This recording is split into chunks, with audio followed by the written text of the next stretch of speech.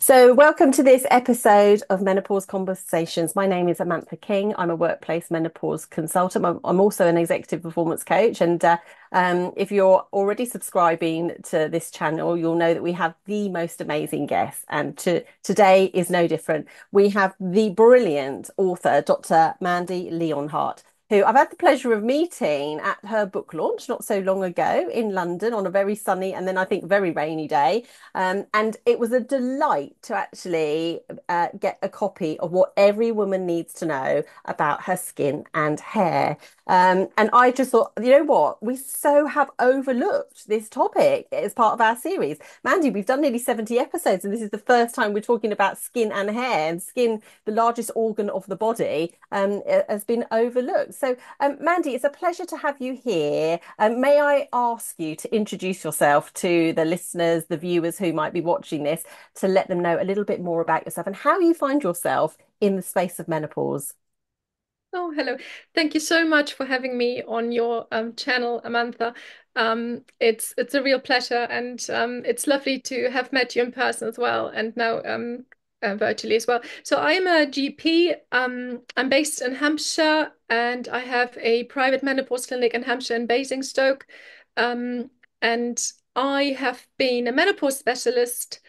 So my private clinic is focusing on menopause, and I have been a menopause specialist since 2018. So I've been doing this for a while, and as you are very well aware, it has changed the industry, which is now an industry we wouldn't have called it that 5 years ago. It has now changed completely, and we have to go with the flow. We have to meet the women's expectations. They are now being bombarded with information on social media and on other sources where they can find information that they previously not had available, but some of the information is conflicting, and it's quite a maze now. I don't know how you feel about that, but I find even I have to, when I see statements being made on social media, sometimes I have to sometimes dig out research to contradict or confirm this, because not everyone on social media backs up their statements with evidence, sadly.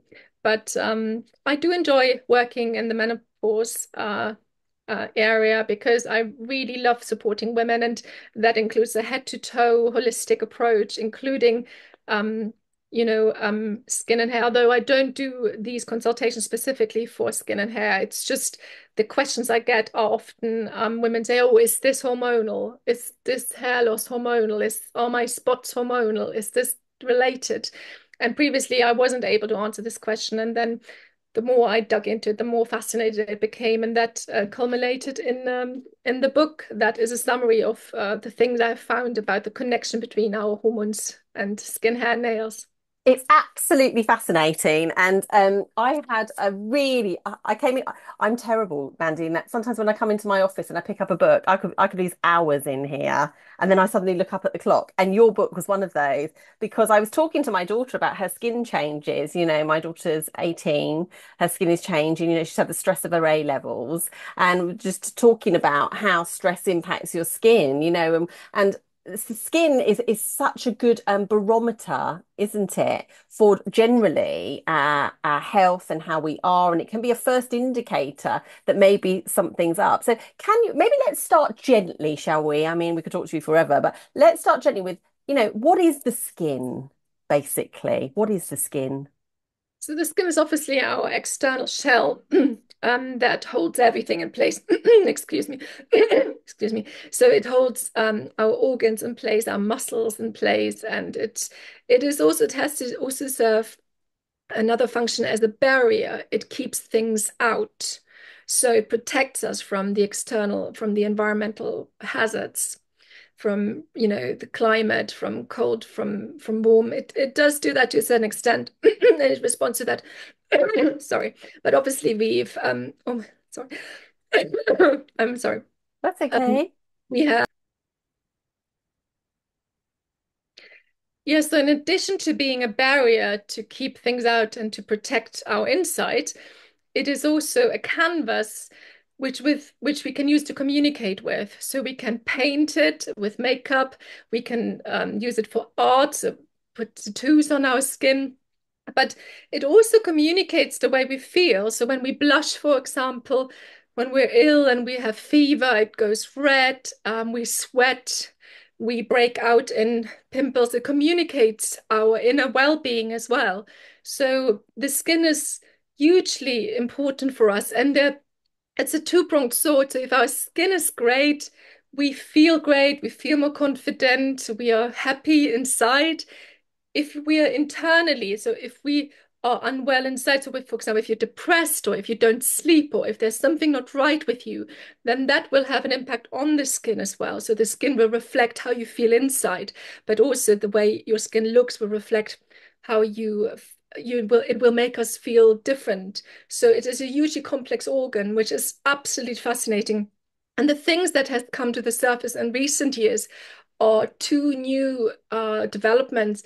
We do know that there is a brain-skin connection, so the brain directly communicates with the skin via messenger molecules and hormones, but there's also a gut-skin connection. So these are things that Okay. really we haven't been researched a great deal, but we are getting more and more research about these areas, how the brain and the skin are connected and how the gut and the skin are connected. And then the third area that becomes more and more interesting is our skin microbiome. So we have had a lot of research done on gut microbiome and the bacteria and the microbes that live in our gut, how they affect our well-being from obesity to mental health to general other conditions, but also the microbiota or microbiome on the skin. How does it affect skin health? And we have in the past, women have cleaned their skin too much and removed all the good bugs, and we now understand there are certain bacteria or certain living species and organisms that can be super beneficial for our skin, that actually are synergistic, working with us and have so for a long time. So we only just scrape the surface on how we understand that. And then it's obviously the whole anti-aging, what can we do to reverse signs of aging and but also have healthy skin and treat skin conditions. So they're two different things. Wow. Just fascinating. I love all of that. And yes, and very much, our series is called Menopause Conversations, and we talk about the biopsycho social element of menopause and actually our skin, particularly for women. As you said, that canvas, I thought that was beautiful how you said that canvas. I suppose it's really interesting. I've been doing quite a lot of research recently myself, looking at tattoos and things and inflammatory responses and how people can be affected by that. And I think largely we just don't know enough, do we, right now? But actually, it's really important that we do understand that, because what we're putting on this organ is equally as important to what we put inside of ourselves. So we probably need to be more informed about that. So I think this is a good conversation to be having. So basically, that skin. What about hair then? What about hair? What is the function of hair, and why is hair important? Yeah, that is really interesting. That's the function of hair is interesting because when through evolution we obviously come from a long line of other mammals, hairy mammals. So if you look at the great apes like gorillas and chimpanzees, they have hairs all over. They don't have long head hair, do they? No. They have fur everywhere, and they keep on, they keep on holding on to it. Whereas humans have evolved to lose body hair to a great extent, but keep head hair, which keeps growing. So, and this is really fascinating as well. Our head hair is the only hairy part of our body where the hair keeps grows longer, whereas our body hair falls out after a certain length. It would be awful to have armpit hair as long as this. It wouldn't be compatible with, it wouldn't serve a function. So I think evolutionary, when we started to walk upright, our head hair protected us from the elements, so from sunlight in particular. Whereas the body hair actually was hindering our thermal temperature regulation when we're walking upright. Whereas when you're on all fours, it serves a protective purpose as Mm. well. So this is I've got a very small chapter in my book where I talk about why humans have kept the head hair. And the other reason why we may have head hair is because it's a sexual component. It's potentially attractive and helps with mating. And we should be doing this when we're younger. So later on, when men lose their hair and women experience hair thinning, we should have done our bit in terms of reproducing. So Right. so obviously, it doesn't work when you're in your 60s. When loads of us have not got quite the hair that we had in our 20s. Yeah.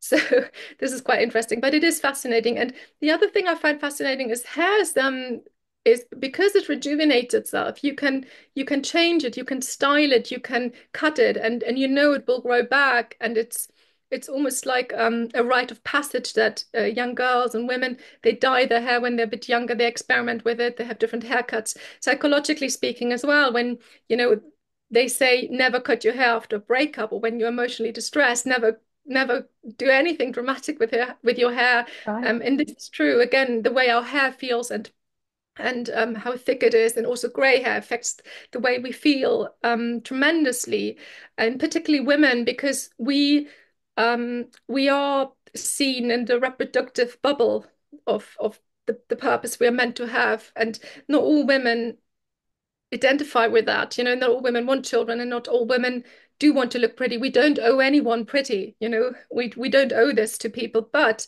in our society, it is so ingrained that women should look a certain way. Their hair should look a certain way. It should be glossy. It should be whatever long or thick and curly or whatever.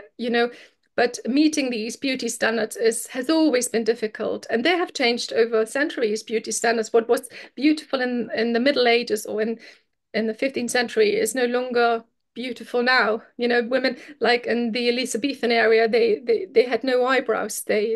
Eyebrows was something that they shaved off, and now. And eyebrows is another very interesting facial feature as well, which is part of our facial hair, and we use it to communicate. So it not only protects our eyes from sweat that runs down our forehead, because sweat has minerals in it and is salty. And if sweat would be running down our eyes, if we were running or doing exercise, then it would irritate our eyes, and that's why eyebrows or act like a barrier to stop sweat running into our eyes and irritate them. And at the same time, we use eyebrows to communicate. So Yes. when we lose our eyebrows, we use a main facial feature, and women who have a lot of Botox who can't use their face lose a significant way of communicating. That's not to say that they shouldn't be doing it if that's what they want to do it, but we do communicate with our eyebrows. Yeah, and this is so important because hair does present as one of the and skin as the key as some key symptoms, particularly in perimenopause and postmenopause, isn't it, Mandy? And that you may get thinning, you may feel like for some people they sort of start to lose the last third of their eyebrow, or it becomes thinning. In Yeah. my case, my hair was falling out. Really falling out, and then I've noticed, I'm really grey underneath, but I'm happy with that. I've got a great positive role model in my life, my mum, who is salt and pepper personified, and it's lovely. But you're right, I can definitely remember feeling, my goodness, if my hair keeps falling out at this rate, in about 40 days, I'm not going to have much left. And Mm. it can really knock our confidence, can't it? And it does sort of lean into what are the differences then? So maybe we can sort of lean into a little bit about, our hormones then, and how our hormones are affecting our skin and our hair. Because it's almost as though this is my experience was I had terrible acne as a young woman, like to the point that when I got married, I actually went on a contraceptive pill called Dianet to Yeah. help get rid of my acne, and pure vanity, I wanted to wear a backless dress. And that for me, most people don't realize that was such an important moment for me because my skin had been the bane of my life for such a long time. All around here, the sebaceous acne, on my back, it would be so painful I couldn't sleep. But actually, in the first few years of perimenopause, boy, was it back with a vengeance. I was like, gosh, I thought I was so over this. So, can you explain to us, it's a big question, I know, but the impact of our hormones probably in those early years as younger women, and then what is happening to us in perimenopause, Mandy? Yeah, it's a really good question. So genetics play a huge role as well, how we respond to our hormones. And my book does cover the female life cycle from puberty to the reproductive years, pregnancies, and then it's a menstrual cycle, but also then perimenopause and menopause. And puberty is obviously a time when um, most little children don't have acne because they have very low levels of testosterone and estrogen. And when ovaries start to become active, they produce much more estrogen, but they also there's a huge surge of testosterone coming from the adrenal glands and also then later on from the ovaries. And that testosterone stimulates sebum production, oil production. And that is that can really clog pores, cause inflammatory acne and cystic acne, which can lead to scarring. And it is actually very, very important if you have severe acne and if you want to prevent scarring, which is very difficult to treat because you also get post-inflammatory hyperpigmentation, so you get dark spots where these scars were, that you do treat the acne. So actually, Dianet at the time when you took it was the to-go treatment. And what it did, it stopped your ovaries producing these hormones. So it is a very strong pill. And it stopped producing these hormones until you were through puberty. Because after you are through with puberty, when your skin has adjusted to these new levels of hormones, testosterone and estrogen. So let's say in your 20s and you've got robust menstrual cycles, your skin usually adjusts to the higher levels of sebum and things calm down a little bit. So when you have those very tumultuous years during puberty, when your skin flares up as a result of changing testosterone levels, it is reasonable to treat that and not leave girls and boys exposed to these severe acne. Particularly, it's a very vulnerable phase mentally as well. So it is really difficult to treat those acne lesions later on, the scars and the hyperpigmentation they have. But once you've survived puberty, girls usually, when they're not on the pill, should have robust menstrual cycles. And of course, as a result of that, they can get flare-ups again as well, usually in the week before their period, because testosterone peaks mid-cycle, and then it can lead to a flare-up of acne as well. But usually it is not as severe as maybe during when you're 17 or 18, although saying that some women do have ongoing acne which requires treatment even in their 20s. But let's say it has calmed down, then usually we have our best skin in our mid 20s, late 20s. Collagen is highest when we're 25. That's also the time when our peak bone density is. So age 25, we have the peak of our collagen. Our skin is plump. There are no wrinkles. If we're lucky, we have no spots. And that's a really great time for skin in general. And we think at the time that carries on. Well, it doesn't. It depends very much on the way you live your life because it's a cumulative damage over time that damages your skin. So then you have children, maybe or not, but perimenopause starts usually in your late 30s, early 40s. It depends on each woman. As you know, menopause is extremely individual. Symptoms, timing is all extremely individual. You cannot actually predict it at this moment in time. We can't tell each woman when their periods will stop. It's impossible because it's such an individual thing. But it can start in your late 30s with more hormone fluctuations, particularly estrogen fluctuates. Testosterone remains fairly stable, but estrogen fluctuates a lot. Women have what we call anovulatory cycles, so they don't complete the menstrual cycle as they used to in their 20s. And that leads to hormone fluctuations, and that is very stressful for the skin. So our body in general, particularly our brain, thrives on stability, predictability, and continuity. And most of us do not deal well with change, and our body is very similar and our skin is the same. We like things to be the same. And in perimenopause, when hormones fluctuate, the skin has to always respond to different hormone levels and is always one step behind. And it also increases cortisol levels because it is a very stressful neuroendocrine transition phase for women, which can last 15 years if that's what happens to you, up to 15 years or even longer in some women.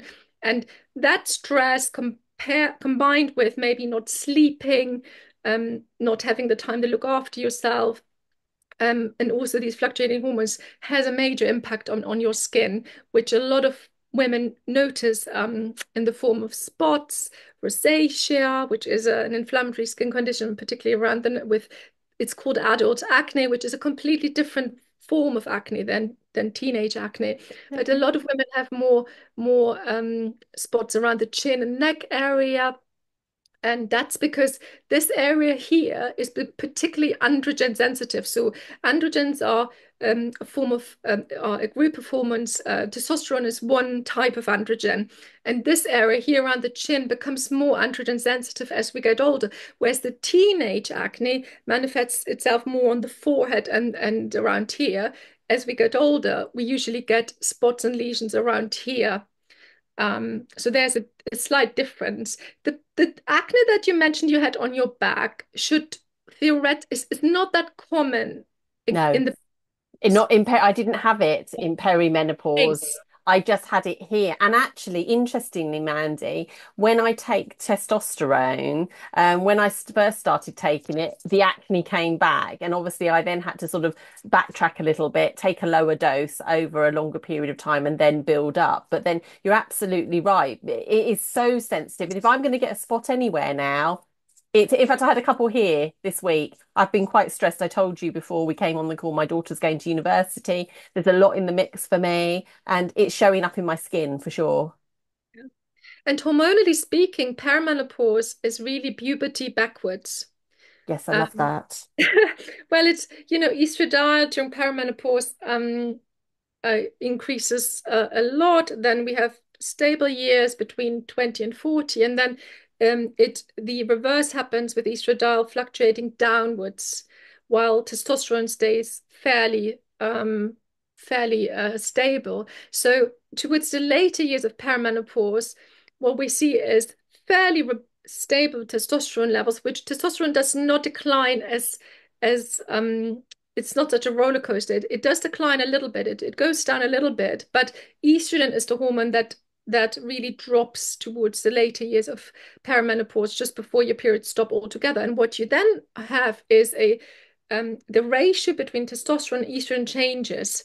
So we all always have testosterone once we are through puberty, and we always have slightly more testosterone quantitatively than estrogen, and every molecule of estrogen comes from testosterone anyway. But women always have testosterone. It's not a male hormone. We have plenty of it.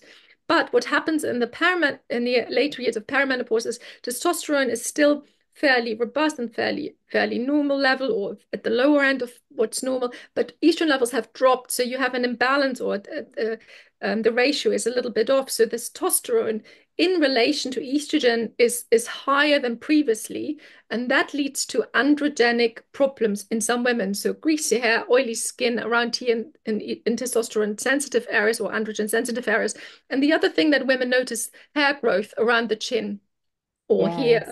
the upper Yeah. lip, because there is on balance more testosterone in the system without having the buffer of estrogen. So when you're pregnant, for example, you have a lot of estrogen in the Yes. body, really high levels, and that is a time when a lot of women have amazing skin. Their acne clears up. They have their hair remains in the growing phase.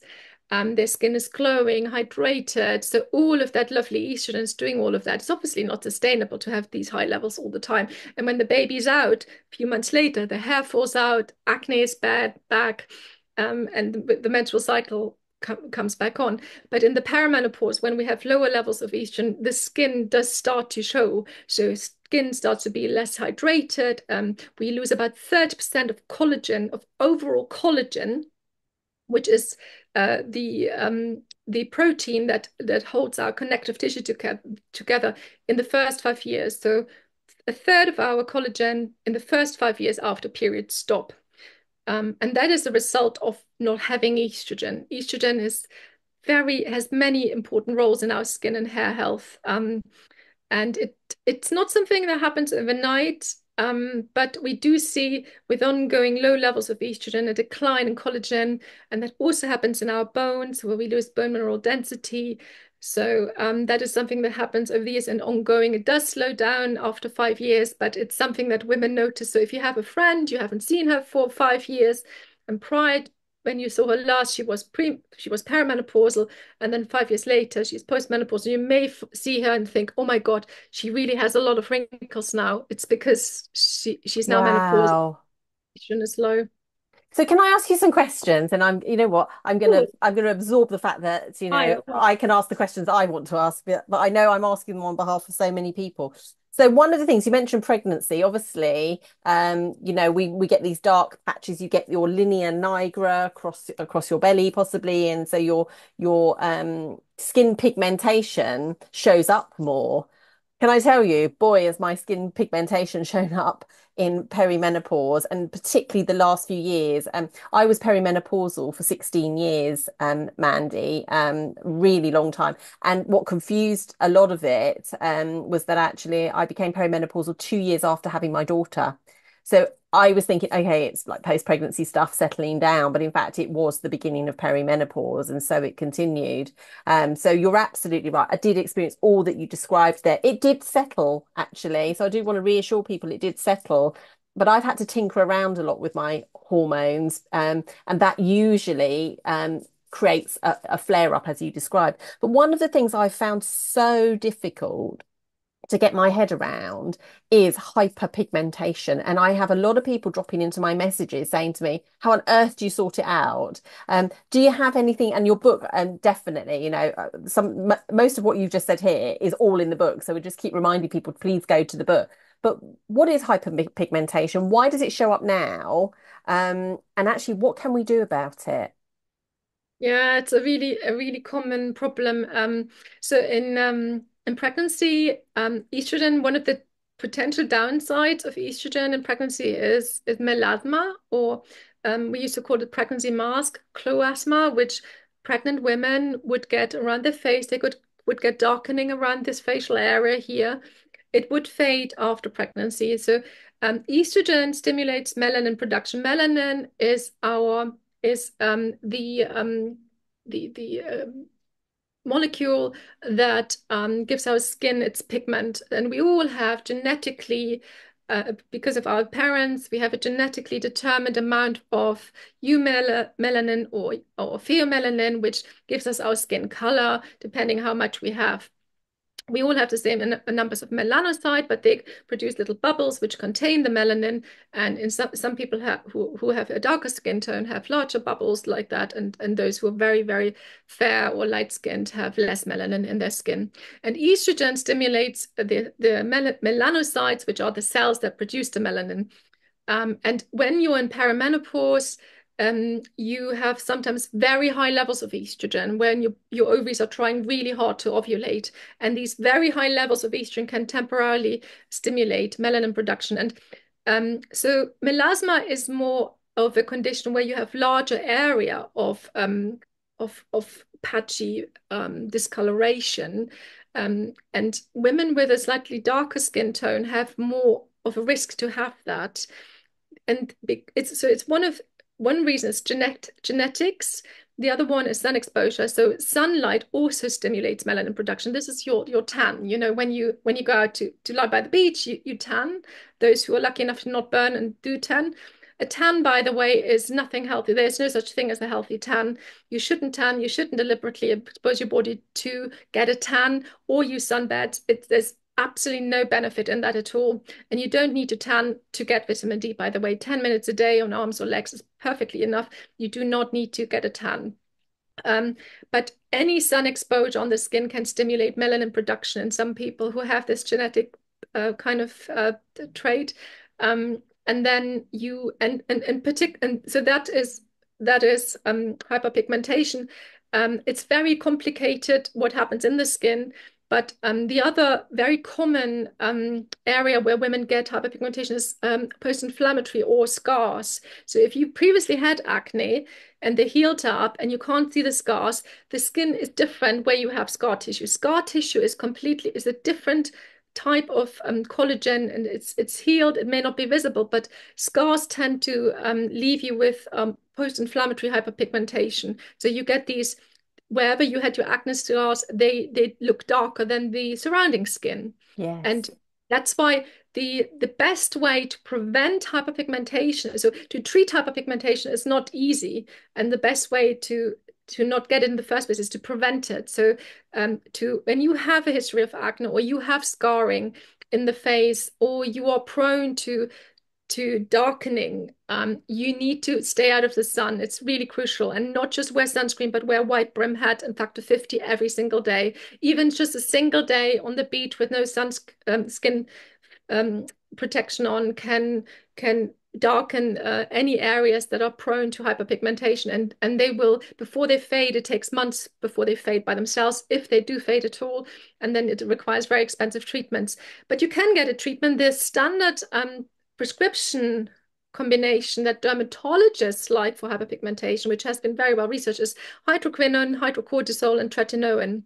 So this is called the triple combination that you would apply under the guidance of a dermatologist, and that will help to reduce hyperpigmentation, particularly in the face or mainly in the face. Um, there are some, but you still have to wear sunscreen every day. You must. So there's no point treating this and then going out into the sun again. No. Has to be very vigorous, very, you have to adhere to that rule. Otherwise, it's pointless to treat it. You have to use sunscreen. There are all other products. There is a new product called Melasil by L'Oreal have developed this. It's early days. I'm just trying it out at the moment. They have claimed that it can fade hyperpigmentation. Um, I don't know if it's going to do it. I'm not promoting this product. Vitamin C is potentially Yes. helpful. Well, can I show you? I'll show you for the benefit of the people watching. So my hyperpigmentation, you probably can just see it here. There's a little bit here, and it's on my cheek there. Okay. And I've get these spots which just get darker. Now I have actually, so again, no promotion here. I'm just using this myself, but I believe the brand Eucerin.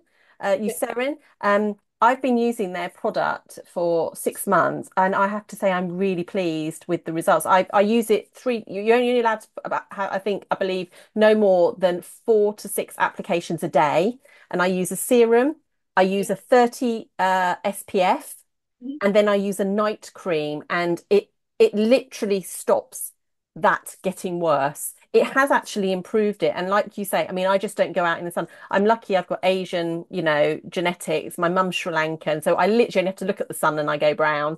But what Yeah. I have noticed, particularly on my face, is that um, I only have to be out for like 10 minutes without that stuff on, and it would be back with an absolute vengeance. And even here above my lip, which I'm very self-conscious of, that is not hair. That is actually pigmentation. So it's it can really catch you out, I think. I'm lucky in that I don't have many scars from my time of having acne, but I can imagine, it is a bit of a pain. I'm very aware of the spots. My daughter always says, "Oh, I love your freckles." They're not freckles, they're just very large patches of pigmentation, but it can really knock your confidence. So to have things like this is so important. But I guess what we're saying to people, and it's such an important message, there is no such thing as safe sun. And actually being covering up is the best gift you can give yourself, really. And actually, if you need to take a supplement of vitamin D, you could do that too, couldn't you? But like I say, I'm not promoting that product. What I'm saying is I've done my own research on it, and I think that's an important point to say to people is, do your own research. As we said, this has become an industry, and people know I'm not a fan of menopause ticks and bannering on products. I think it's absolute nonsense. But there are some good things out there that are worth Yeah. talking about. I mean, coming back to hyperpigmentation, so vitamin C is a tricky one because Yes, it's stable. It oxidizes really quickly. If you leave an apple out, or if you have ever use vitamin C in a dropper bottle, it comes in a clear liquid when you start with, and a few weeks later it looks brown, and you think, has it gone off? It's because it's oxidized. It's not very right. stable. That's the challenge. So vitamin C in clinical trials was used in when they showed this effect, this benefit was used under controlled conditions. But when you buy something off the shelf that could be already on the shelf a year or something, it may not be the active Good ingredient point. Yeah. yet already. So that's a bit of a minefield. The other thing I find is quite useful is a gentle chemical exfoliator like glycolic acid or lactic acid or malic acid. So if you increase cell turnover, so if you gently get rid of the very superficial cells, of the skin and increase cell turnover, you obviously get the non-pigmented skin cells coming to the surface, and then slowly you can fade the hyperpigmentation. Right. But it is only an add-on, so you can use that in addition. But the most beneficial or most evidence-based treatment combination is that triple therapy: hydroquinone, hydrocortisone, and tretinoin, which increases cell turnover and fades hyperpigmentation. And that can currently only be prescribed by a dermatologist. Yeah. Laser, Okay. so laser resurfacing, but you have a downtime with that. Something that is really beneficial and really helps and gives you quick results usually does come with downtime. So if you do laser resurfacing or a more stronger chemical peel, you look like a lobster, you look red and you can't leave the house and it's peeling off. It's not compatible for most women. And aside from the money it costs, not we can't Oh all my afford gosh.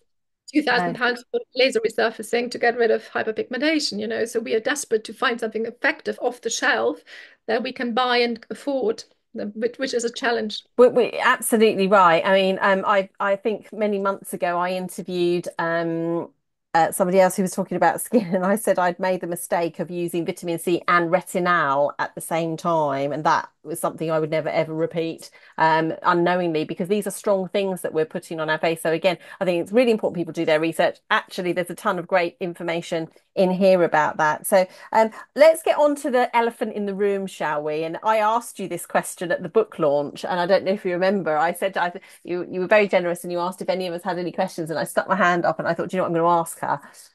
So come on, Mandy, tell us, what is this all about collagen? There is a booming industry. You only have to go on Instagram, and every other possible advertising post is about collagen supplements, how we should all be taking collagen. It's the panacea. Um, what can you tell us about? Because a lot of people tell me they're taking collagen to address a lot of the issues that we've just already spoken about. And that they've seen themselves in a mirror and it doesn't look great for them. They feel a loss of confidence, they feel a tone and change in the structure of their skin. What do we believe the hype about collagen or not? Very, I'm very skeptical still about collagen. So what is collagen? Collagen powder that you can buy in a tub or in a bag is basically hydrolyzed. They're hydrolyzed protein peptides, and they are derived from animals, pork, chicken, or beef, or fish skin. So these are cut-offs that are not used in, they're part from the meat industry, but they're not used in for meat. They're basically tendons, ligaments, which are basically consist of collagen, and then they are boiled and they produce a powder that you can dissolve in a drink, and usually water. So there's first of all a concern about animal welfare and where does it come from? What goes into it? Has it been treated under hygienic conditions? There have been some reports about bacterial contamination. It depends on how the manufacturer treats this stuff. So you have to, if you do use collagen, do your research, make sure that it comes from a reputable company with high animal standards, and batch testing and welfare and so on. So that's one thing. Um, and the so that is maybe one concern. For example, it's not suitable for vegetarians or vegans. There is no vegan collagen. It doesn't exist because it does come from animals. Um, but the second problem is that the studies we have some studies show that collagen could potentially be helpful for skin. There's really nothing talking about hair. We don't have enough evidence yet, or clinical trials,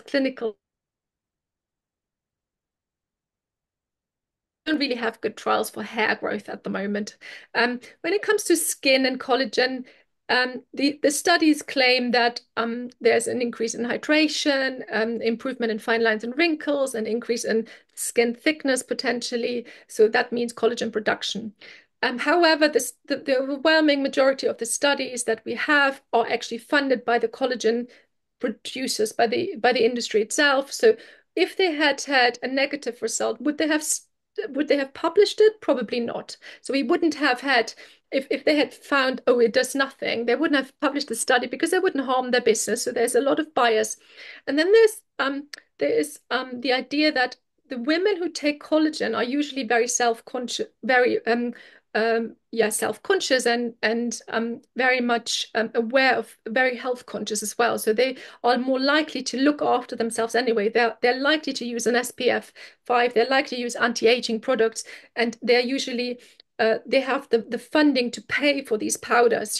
So if and the other thing that happens is when you have collagen in a drink, you already drink more fluid. So water in general, if you hydrate your body, it has a beneficial effect on the skin. Potentially, you increase the protein, the osmolality in your skin, sorry, in your bloodstream, which leads to a temporary increase in moisture levels in your skin.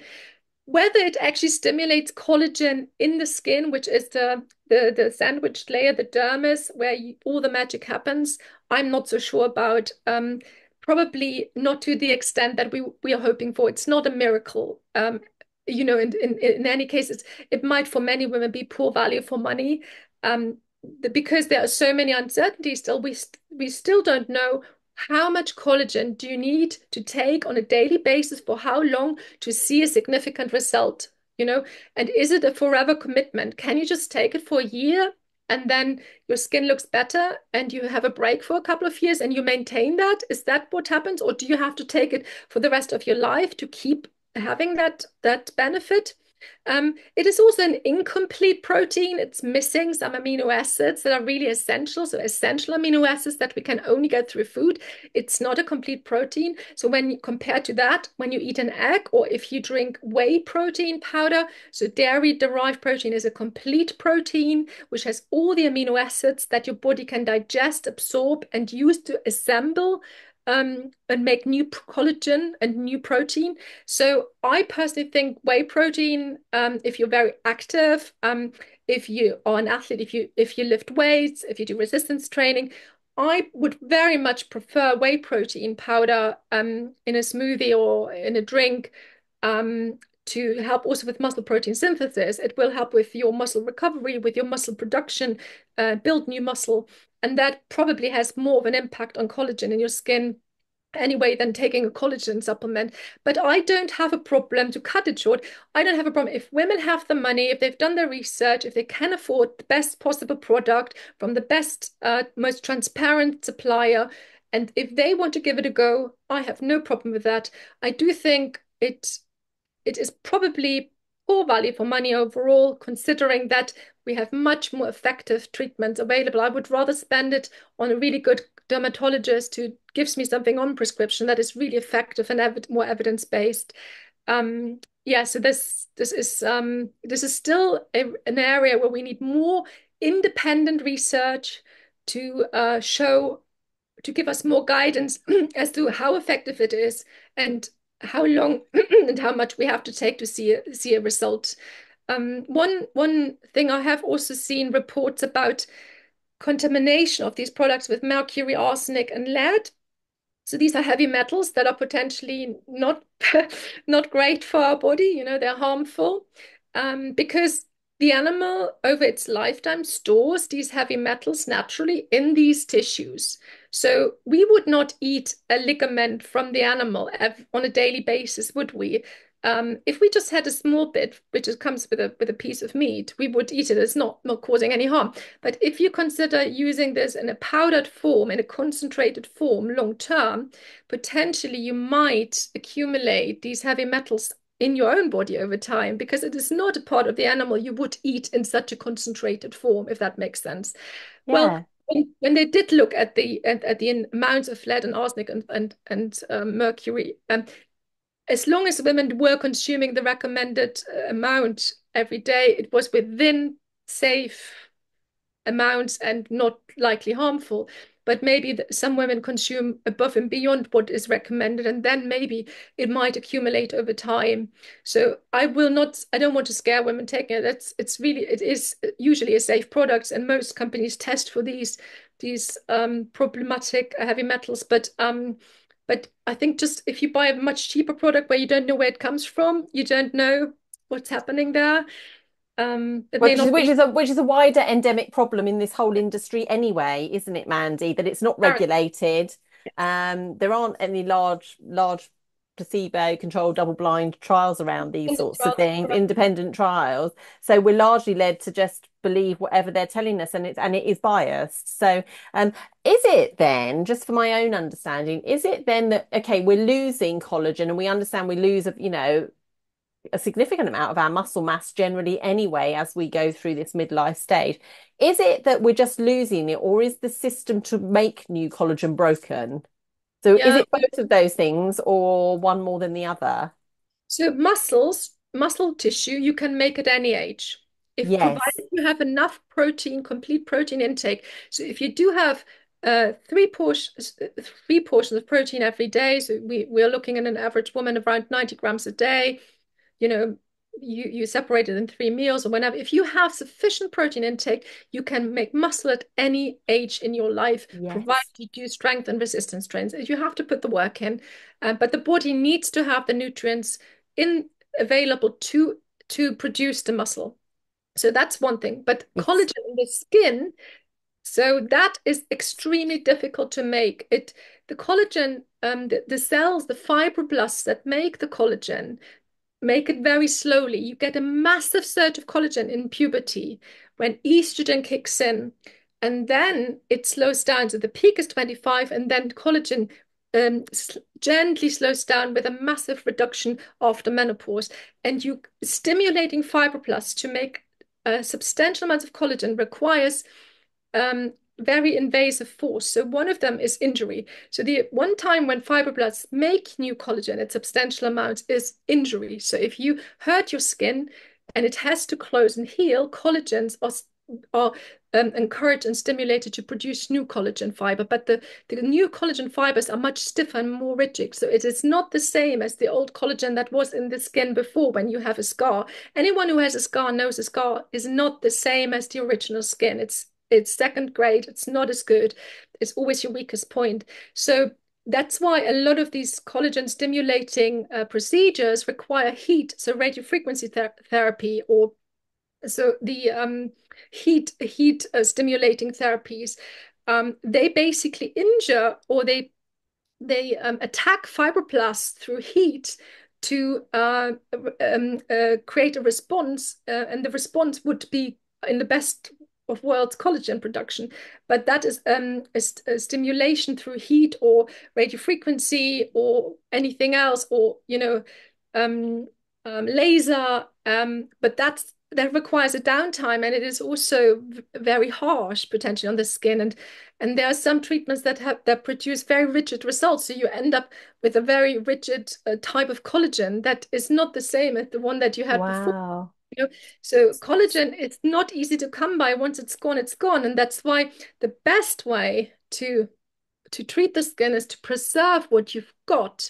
So with lifestyle, with not drinking alcohol, avoiding UV light. So UV light, UV radiation damages fibroblasts. So fibroblasts produce less and less collagen over time through as a result of UV radiation. That's why sun protection is really essential. There's no point taking a collagen supplement if you then also have a gin and tonic every night, smoke, or go out in the sun. So it's really pointless doing that, because it has to start with prevention. It's much easier to keep what you've got, maintain what you've got, than to stimulate new collagen production. But it can be done, but it is not the all be and be. It's quite difficult to stimulate collagen. Yeah, no, Um, that's brilliant. So you've led me on to just two more little bits, if we can squeeze them in, which is so because these have been some things I've been asking myself, would I be interested in that? So I'm wondering, does microneedling, which people talk about in terms of microneedling, if that's something you're able to tell us about, and red light therapy, any thoughts about either of those two things, which have just completely put you on the spot? so I don't do these treatments, by the way. I don't do skin treatment. No, no, to be very clear, you've just taken a fantastic topic and you've written an amazing book about it. But just in terms of, I'm just sort of thinking with the microneedling, the assumption is you're doing you're sort of injuring and then it's healing, isn't it? Does that feed into what you just said about the Yes. fibroblast activity? Yes, exactly. So I would not recommend that you do microneedling at home. You can No. get these dermal rollers and so on. I would that they were all the rage a few years ago. People moved away from them because since you are inflicting an injury, you cause a microscopic hole in the skin. That hole scars over, and if you are prone, like yourself, to hyperpigmentation, I've seen women who have hyperpigmentation, post-inflammatory hyperpigmentation as a result of microneedling, so it can Wow. backfire. Wow. You also have to, when you did that at home, that needle roller needs to be sterilized, and most of us do not have the facilities at home to sterilize this gadget to a degree that it is safe to be used time and time again. If you were to do this, I would do this with a dermatologist, with an aesthetic practitioner, or ideally a doctor who looks at your skin and says your skin is suitable for that, or your skin, no chance is No. suitable. So it is not suitable for all women. Yes, you injured the skin. Yes, some women may have seen a benefit. I personally would not do it on my own skin. I couldn't do it because I know I would probably end up with more Yeah. hyperpigmentation than it's worth. And the red light treatment. So there are some claims that it is anti-inflammatory. So if you've got inflammatory skin conditions like acne, then blue light is sometimes used by dermatologists, which potentially helps with calming down the lesions and heal them make them heal faster. Red light has been used for a long time. It's not new. I think it certainly these you're probably referring to these LED masks. Yes, yes. Again, this Um, is the things that are, microneedling. I won't say the influencer, but a well-known makeup brand, which is actually this color, is really advocating that and how it absorbs your any moisturizers, any treatments you're putting on your face by microneedling, it absorbs it faster. Thank goodness I asked you that question because I think that's the point. I think it's very easy to be you swayed. No, I wouldn't. No, you've convinced me. No, so for your skin, absolutely not. Maybe if you see a dermatologist or office who will say something No, different, no, but I would. I'm already nervous. I was already nervous and it felt like, do you know what? I'm a pain averse person anyway. Yeah. So I was like, I don't think I'd like enjoy that. But I have seen sort of benefits like on other parts of the body about red light therapy and how that can be really helpful. And particularly if you have high levels of cortisol, red light can be quite useful in that way of sort of helping sort of detoxify the body of cortisol, make you feel more relaxed and those sorts of things. So Again, it's important that if you do use a mask like that, has it been approved? So I think there are a couple of FDA approved ones that have shown to be safe. Because if it's not the right light frequency, you may actually do harm to the skin as well. It has, the light bulbs have to be emitting the correct frequency of light. yes. And again, it is all about commitment. I think if you did that really every day for 5 to 10 minutes, potentially it has benefits, but who has the time to do that? Or who would potentially do that? But I do know that some dermatologists use it as an add-on, but it is certainly not the only effect. It's not the most effective treatment, I would say. And if you are looking at buying like a 300 pound LED mask, I would not spend that sort of money. I've got one myself and I haven't. So my experience is I haven't used it. I've used it once or twice. What's nice? You lie there, you're forced to rest, you're forced to slow down. Yes, which is probably doing your skin more good anyway than So it calms you down, you lie there. But have I seen enough benefits that I am committed to use it every day? No, I haven't. So probably it hasn't done anything because I haven't been using it, and I wish I hadn't spent the money. It comes all down to consistency, and there isn't enough real good research that it makes a real huge difference to the skin. Particularly, these home devices have to be safe enough to not cause mm. problems. Otherwise, you could sue the company. And equally, if they're that safe, do they do anything? Well, I don't know.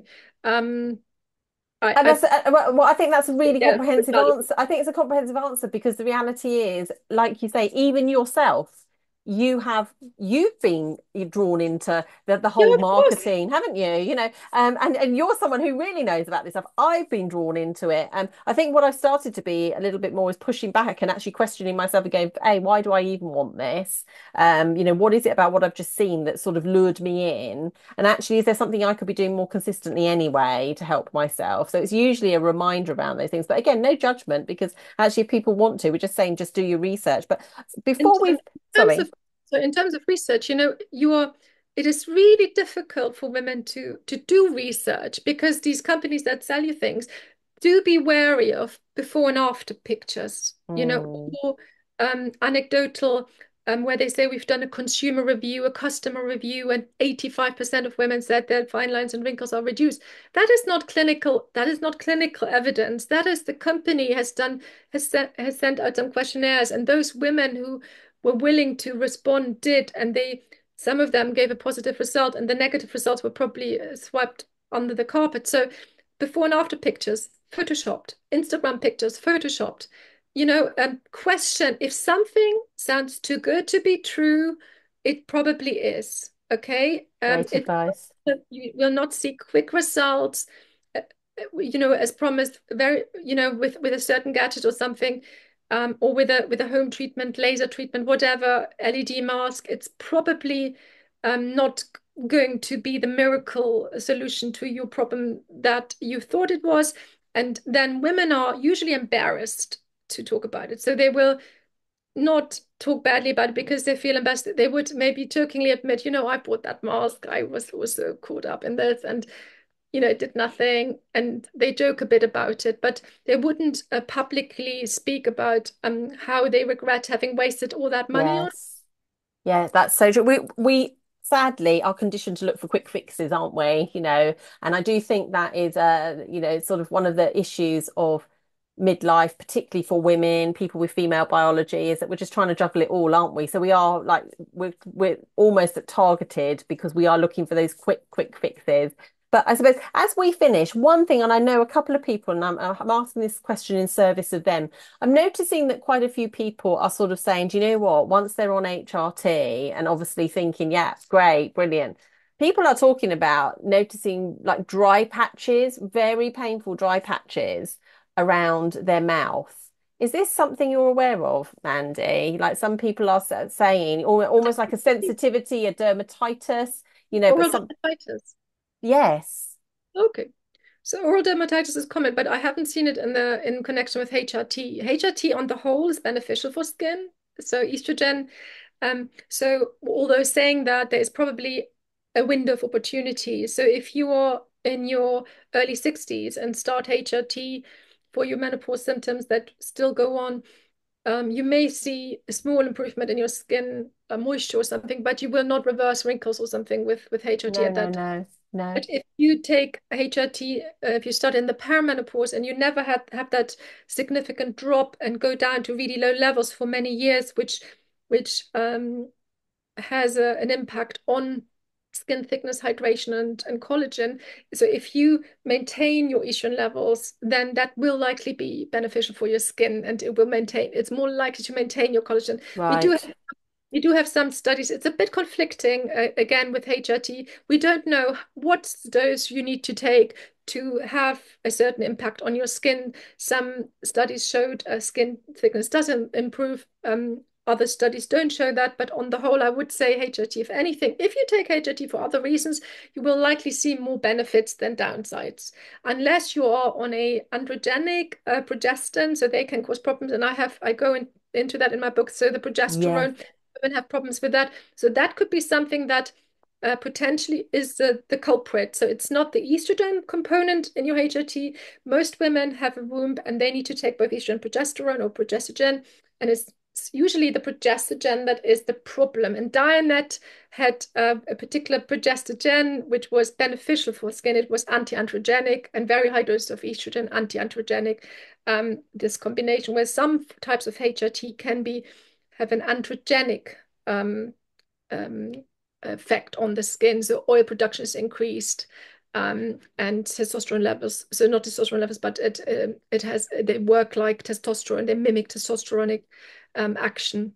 in the skin. Right. So that can be a problem. Perioral dermatitis can generally be is not really connected to that extent to HRT. I've not heard that, but it is a really common condition in the perimenopause, which is often related to stress, over cleaning, over cleansing. Right. Sometimes it can be fungal. Usually, the key to perioral dermatitis is to strip back the skin care to a bare minimum. Um, and use as little as you can and just calm everything down. And dermatologists sometimes prescribe certain creams that can help with it. And don't use Right. steroid creams if you have that. So it's No. very easy to use hydrocortisone cream because you think, oh, it's a bit of eczema. But perioral dermatitis should not be treated with steroid cream. No, that's really helpful. And I do think, often when people are saying, and then it's a vicious cycle, isn't it? Because they feel stressed about their skin, and then and then it's sort of like that hormonal disruption still continues, whether you're adding Yes, anything in or barrier disruption. Mhm. yeah. And I would just say to people, and I'm sure you would say this too, Mandy, that there is a lag time on any changes that you make, particularly with any HRT you may be taking. You don't see immediate effects or changes, but it's the long game really. And so we wherever we can to try and be more patient. So wow, I think I need to get you back for a second one, really, because I mean, and it is brilliant. I mean, we haven't even touched the surface, but Mandy talks. We haven't even talked about your nails and things like this. And this again can be, where people are, concerned or an obvious sign. My nails have gone really brittle, or I've got white spots coming down on my nails. What I would say is go get the book. Honestly, I sat in my office for 2 hours the other night. I was only meant to be in here for 10 minutes, and I was like, okay, right, on to the next thing, on to the next thing. It's so easy. There's even things like, can you reverse grey hair? These questions that we might be thinking are definitely answered here. So Mandy, we'll get you back for a part two, definitely, I think. But let's let people know, how can they be in touch with you? Is there a place they can, your socials, that they can follow you, know more about you? Yeah, so I'm most active on Instagram and it's Hormone Equilibrium. Or if you uh, type my name, Mandy Leonhardt, you will should find me on Instagram. I'm also, my website is called hormoneequilibrium.co.uk, where you can book a consultation if you're in Hampshire. I do offer online consultation at request if you request that specifically. I prefer face to face, but please, if you live further away, we can do an online consultation as well. And um, I do, yes, but I do think that if something bothers you about your skin and it affects you psychologically, in most of the time, there is something you can do about it. And even if you can't 100% get the result you want. It's not about not aging or looking like you are in your 20s when you're in your 60s. No one expects that. It's about healthy skin and having healthy looking skin, with laughter lines and so on. But that can be pretty much achieved for most women. But you said it quite rightly. You must be patient. If you start a treatment, it can take several months, both for hair and for skin, to see those results. And with persistence and with patience, and long-term commitment to lifestyle, sunscreen, not drinking alcohol, eating very healthy foods, you can get your skin to look at its very best. You can achieve that potential that your skin has and not give up. And yourself, your skin the best, so listen to your skin and don't fret small things. If anything, don't put more products on, but scale it back if you're not sure whether you're doing the right thing. No one has ever really had bad skin from using too little product. Most women have skin problems from using too many products. So particularly in perimenopause, skin becomes much more sensitive. So it's not wrong to scale things back and look at your cupboard and throw out all the expired stuff that you haven't used in years, the stuff that doesn't smell good anymore, and scale it back to the bare minimum sometimes, and then start from scratch again with more effective treatments. I love that. And so I'm gonna read the apart from your book, which says looking after your skin and hair on the outside will be easier if you understand the important role hormones play on the inside. Take care of yourself inside and outside. And that was said by you, by the way, from your brilliant book, What Every Woman Needs to Know about hair, skin, and hair. Sorry, about, I'm reading it back to front about hair, her skin and hair. And I think this is a great book for younger women too. My daughter picked it up and had a good old flick through. So I think, we've talked about perimenopause and postmenopause today, but I think at any time it's an important conversation to be had. So for now, thank you so much, Mandy, for your time. I know you're incredibly busy. And anyone watching this, please do connect with Mandy, do follow her, and we'll definitely get you back to do a part two. But for now, thank you, Mandy Leonhardt. Thanks for your time. Thank you. It's been an absolute pleasure. Thank you for having me. You're welcome.